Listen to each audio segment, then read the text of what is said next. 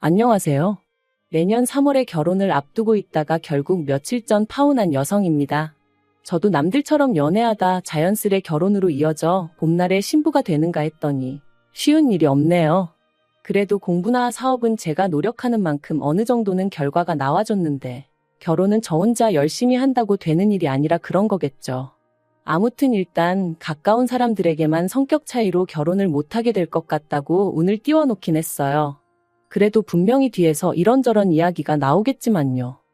남자친구와 파혼하게 된 이야기를 시작하기 전 먼저 저에 대해서 이야기를 좀 해보자면 일단 저는 대학 자체는 그저 그런 곳을 나왔어요. 그리고 그렇다 보니 대기업에 들어가는 건 꿈도 꿀 수 없었죠.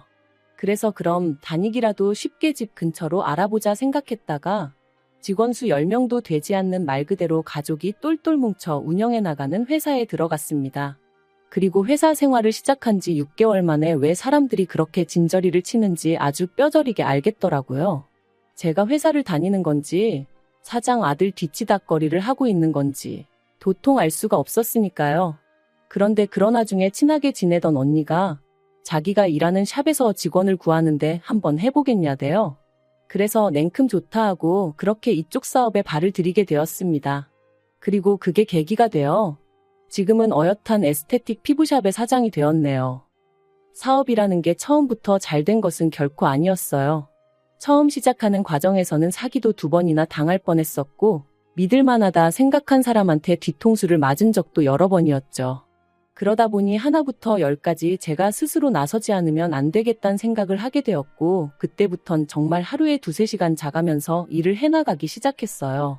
그리고 그런 생활을 4년 정도 하니까 어느 정도 입소문이 나면서 좀 유명하다는 사람들도 오기 시작하더니 방송도 타게 되고 연예인 고객도 받게 되고 그래서 10년 차인 지금은 웬만한 직장인들보다 한 달에 3-4배는 더 벌어요.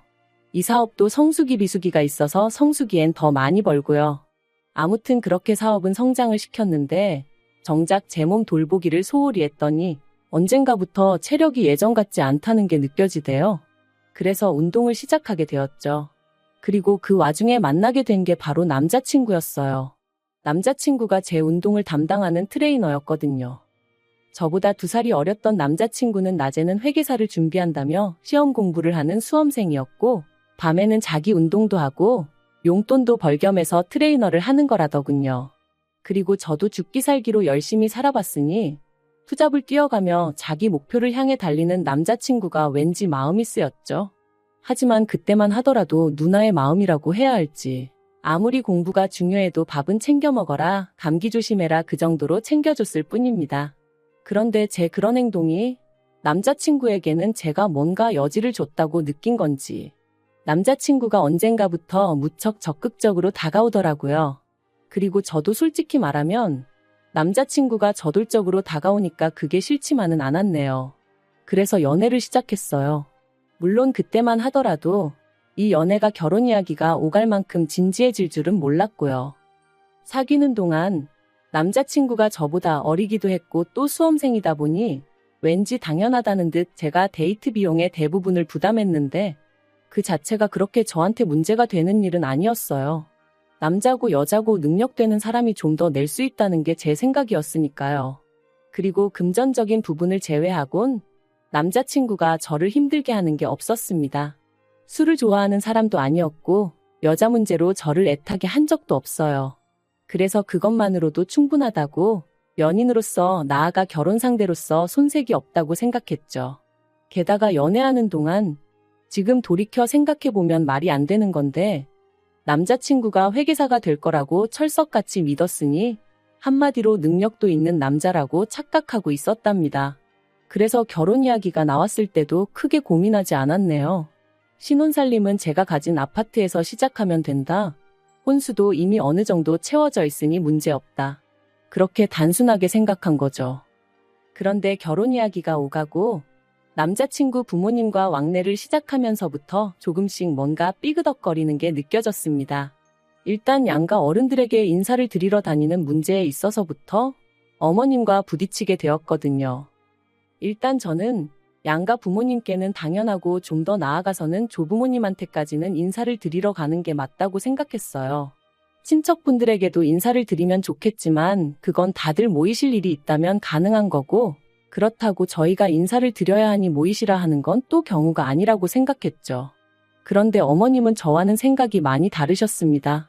일단 부모님, 조부모님은 당연한 거고, 시댁친가 외가 어른들도 전부 다 따로따로 한 집씩 찾아뵙는 게 예의라고 하시는 거예요. 그런데 저는 제 사업을 하는 사람이다 보니 그렇게 무턱대고 시간을 쓸 수 없는 상황이었거든요. 거기다 결혼 준비라는 게 앉아서 되는 게 아니라 저도 저 나름대로 알아봐야 할 것들이 많았고요. 하지만 어머님은 제 그런 사정은 전혀 고려해주지 않으셨습니다. 오히려 제가 그렇게까지 시간을 내기는 어렵다고 하니 단박에 그건 어른들이 알 바가 아니라시며 처음부터 그렇게 제 입맛대로 하려고 들면 되냐 하셨으니까요. 솔직히 당황스럽기도 하고 황당하기도 하고. 하지만 그때만 하더라도 기왕이면 어머님께도 잘 보이고 싶었고 잘 지내고 싶었기에 무작정 죄송하다 했네요. 그러다 둘째 시이모님을 만나 뵙기로 했던 날이었어요. 점심 먹고 커피 마시고 하면 5시쯤에는 헤어지겠구나 싶어서 저녁에는 제 삼촌에게 남자친구를 소개시킬 생각이었죠. 남자친구에게도 이 일정을 미리 알려주면서 자리가 길어지지 않도록 중간에서 적당히 끊어달라고 했고요. 여담이지만 제가 이런 부탁을 미리 했던 건 일전에 큰이모님을 만났을 때도 점심 먹고 커피 마시고 헤어지기로 했었는데 큰이모님이 갑자기 어디 백화점을 좀 가봐야 한다며 같이 가자고 저희를 이끄셨고 그렇게 이리저리 끌려다니는 바람에 제 저녁 일정이 다 어그러졌었기 때문입니다.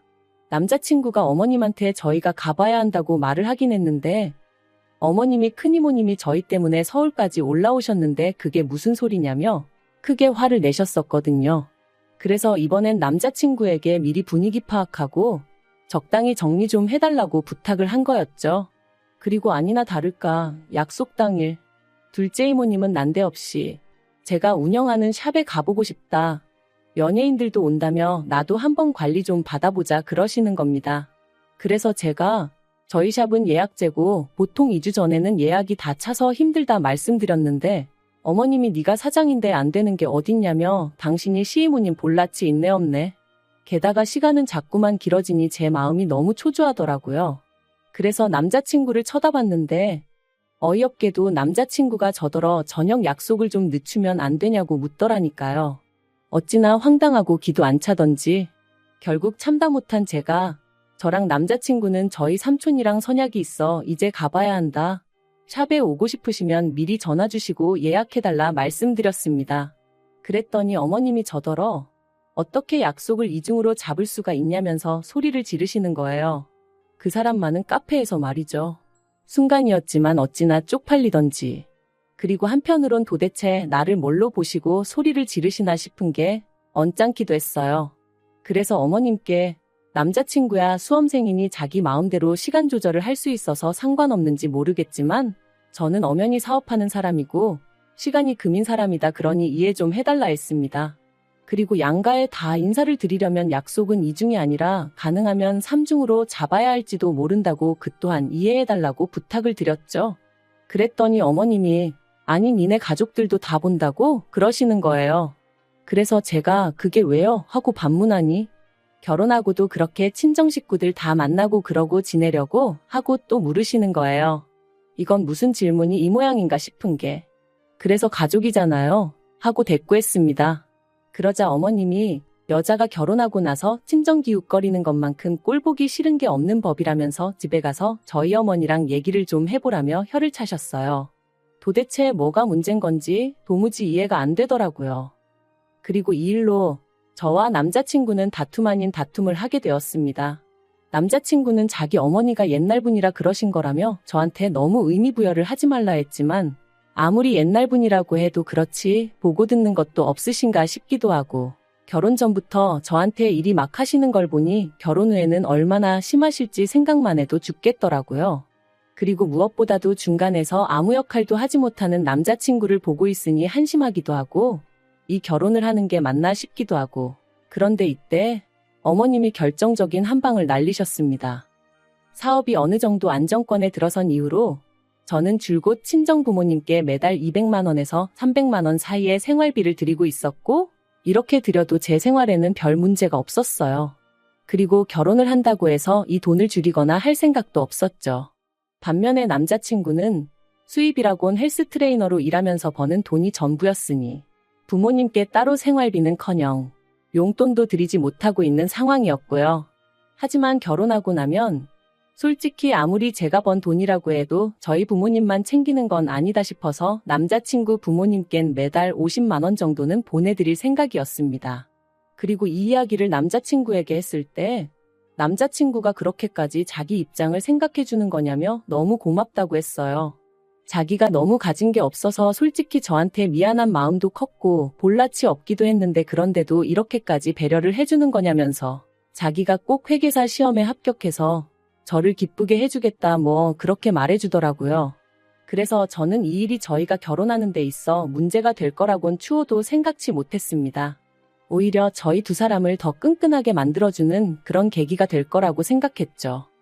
하지만 황당하게도 어머님이 반대를 하고 드셨습니다. 어떻게 벌써부터 친정에다 그렇게 돈을 퍼줄 궁리를 하냐면서 말도 안 되는 소리는 하지도 말라셨거든요.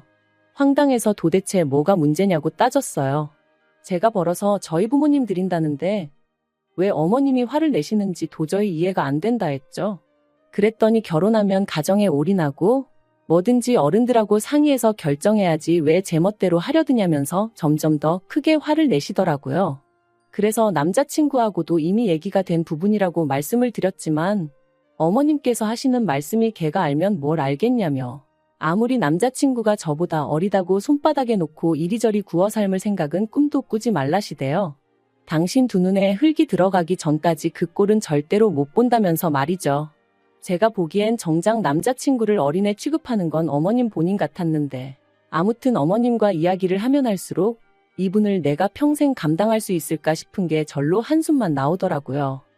그래서 결국 남자친구를 대동하고 다시 한번 남자친구 어머님을 찾아갔습니다. 그리고는 단도직입적으로 저에게 바라시는 게 뭔지 여쭸어요. 그랬더니 어머님 말씀이 솔직히 남자친구가 회계사 시험만 합격하면 저보다 어리고 잘난 아가씨들이 줄을 설 텐데 제가 이렇게 채가는 게 분하시답니다. 거기다 돈 몇 푼 가지고 당신 아들을 좌지우지하려 드는 것 같아서 그것도 마음에 안 드신다대요. 그리고는 하시는 말씀이 결혼도 하기 전에 친정하고 시댁하고 차별을 하겠다고 마음먹은 그 태도도 아주 글러먹었다면서 당신이 딱 정해주겠답니다. 그리고 그 내용이란 게 결혼하면 일단 경제권을 남자친구에게 넘기고 시댁과 친정에 드리는 용돈은 똑같은 액수로 통일을 하라는 거였죠. 그리고 당신은 가족 간의 화목을 중요시하기 때문에 사업을 핑계로 가족 행사나 모임에 빠지는 꼴은 절대로 못 봐준다며 이런 내용으로 공증을 받아오라나요? 웃겼어요. 어이가 없어서 웃음이 난다는 게 이런 거구나 싶었죠. 그래서 저도 모르게 어머님더러 진심이시냐 묻고는 말 그대로 빵 터졌습니다. 그리고는 제가 왜 그래야 되냐고 물었어요.